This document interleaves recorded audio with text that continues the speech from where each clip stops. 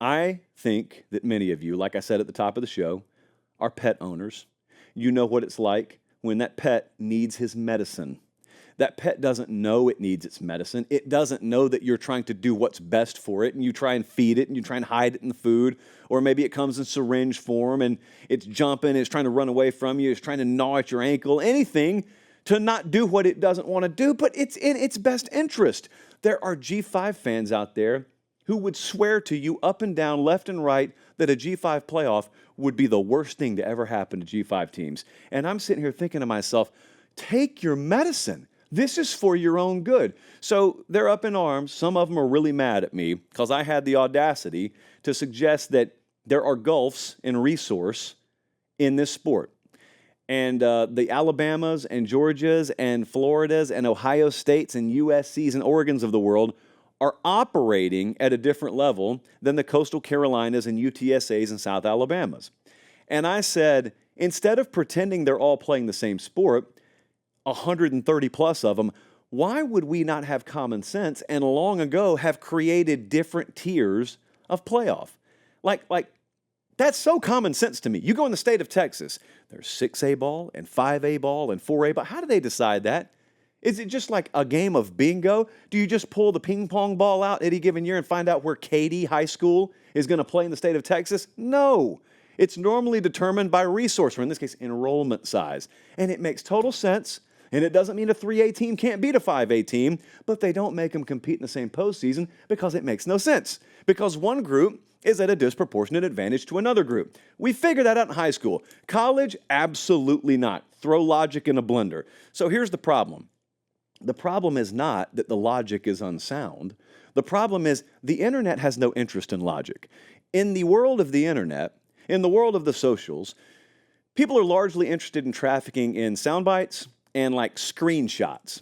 And so I can go on this show, for example, and I can say something that I think is pretty well thought out, like there are differences in resource pools in this sport. Maybe teams and programs with comparable resource pools should compete in their own postseason instead of us just shoehorning everyone into one playoff that we all know 80% of the sport could never win, ever. I could say that, and randos on the internet could take it and turn it into this. I've always thought it was one of the most mind-numbingly ignorant concepts imaginable to pretend that South Alabama is playing the same sport as the University of Alabama. Rod's 2089. But that's what we were forced to swallow as logic. And South Alabama is chasing the same championship, theoretically, that the University of Alabama is. It's off the upright. So if you're listening on podcast, here's essentially what happened. I said they're not playing the same sport because they're working at far different platforms resource-wise. Some rando out there took footage of G5 teams pulling upsets over very mediocre Power 5 teams in random years, and I guess used that as evidence I was wrong. It wasn't the flex they thought it was, I can promise you that. But that's what the internet did to that point. Okay, so here's what I have come to realize. I have come to realize that it is very possible to disagree with something I say. Of course you can do that. What I have found is 90+% of people who publicly disagree with something said on this show didn't watch the show. They were exposed to the show either on a message board post, which probably took something out of context, or a random out-of-context clip on one of the social platforms. They never went and did their own research. That leads to questions like the one Colin just showed. Colin, throw that up again. This is one of the replies that kept getting forwarded to me over the weekend. It said, it's a guy named Josh as well. Do better, Josh. Do better. He said, is Josh Pate the official #1 enemy of the G5? If anyone goes to any of these G5 schools, I can guarantee you, you'll have a good time. It just keeps on going and keeps on going. Are you waiting on me to disagree with this? You know what? I prepared a helpful Post-it. It's on my index finger here. Post-it popped. Josh and people of Josh's ilk, here's what you will never hear me say. The G5 can't beat the P5. They do it all the time. The G5 doesn't deserve a playoff. Yes, they do. I'm actually telling you they deserve their own playoff. The G5 isn't fun to watch.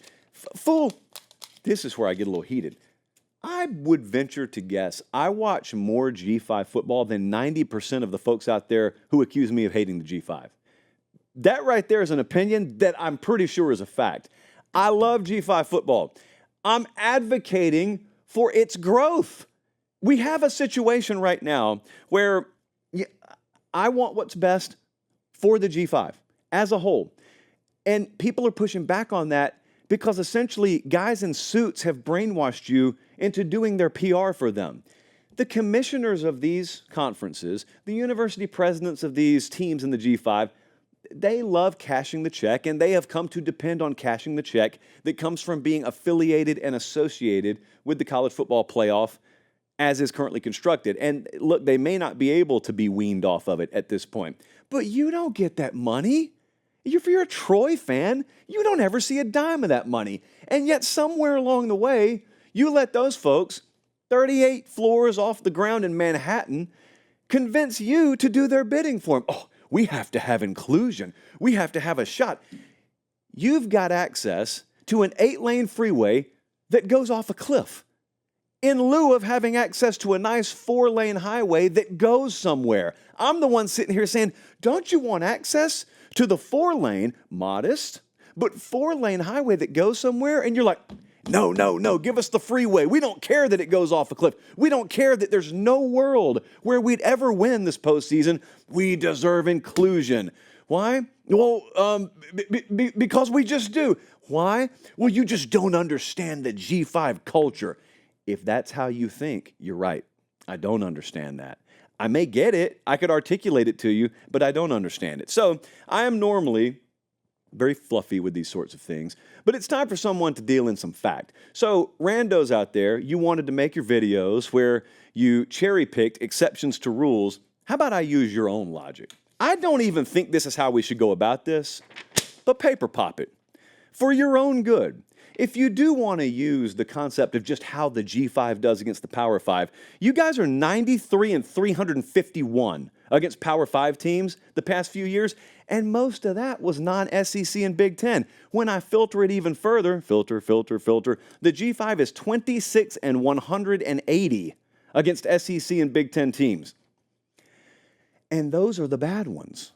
Now, you've got to beat 3 or 4 of them to win a national championship. Josh, it's not about winning a championship. It's about access. How stupid is that? How ignorant is that? Again, the only people that benefits, the only people championing access and inclusion to a massive college football playoff you've got no shot of winning benefits is the people with the pockets that the money will go into. It doesn't benefit you. You're advocating, quite literally, to have access to the 8-lane freeway that goes off the cliff, in lieu of having access to the highway that could go somewhere for you. If you do develop players, by the way, in the modern age, if you do a good job of developing players, you get gutted. How many guys that start right now are leaving these Power 5 schools to go to the G5 ranks because it's working in the inverse direction a whole heck of a lot? The guys who can't start at that level are coming to play for you. The G5 had 18 draft picks. Out of 62 teams, the G5 just had 18 draft picks. Michigan and Washington alone had 23. Just the teams that play in the national championship had more draft picks this past draft than the entirety of the G5. You don't have as much money as them. You don't have as large a fan base as most of them. You've got fractionally sized stadiums. You don't have as good a football player on average as they do. That's why I think it's dumb that 130-plus teams are thrown in the same postseason. It makes no sense. You think I'm taking a shot at you. You think I'm saying you're lesser than. You don't matter. You shouldn't be included. I'm telling you it's apples to bowling balls. I'm telling you, I'll say it again, to pretend South Alabama and the University of Alabama play the same sport is mind-boggling. It's dumb.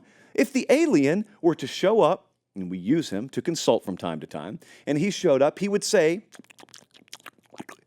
which translates to, why is South Alabama trying to be included in the college football playoff? Do they know they have no shot of winning that? Yes, they do. They want inclusion anyway. Why? Because it sends a message, or because anything can happen. No, it can't. No, it can't. I'm telling you, a million times out of a million. You simulate it. G5 teams aren't winning the playoff. So I don't know what kind of moral quest, I don't know what kind of greater good you think this is serving. It's not. It's not. And look, even now, the only reason Dennis Dodd was able to write that article the other day, the only reason why anyone even now is entertaining a G5-only playoff is not for the right reasons. It's not for the logical, common sense reasons. It's because the revenue disparity is getting too big. And so they're finally looking around saying, all right, well, if this is not a financial windfall for us, that removes our motivation for trying to be included. Did you notice that, by the way? Everyone out there, legitimate fans of these programs who've been brainwashed and had the wool pulled over your eyes by these folks, once they realized there was no more money in it for them, they were quick to throw their hands up and say, oh, this makes no sense, screw it. It was never about inclusion. It was never about what they got you to claim it was about. You don't have to be a sheep for these people. If you want to bah to your own drum, not theirs.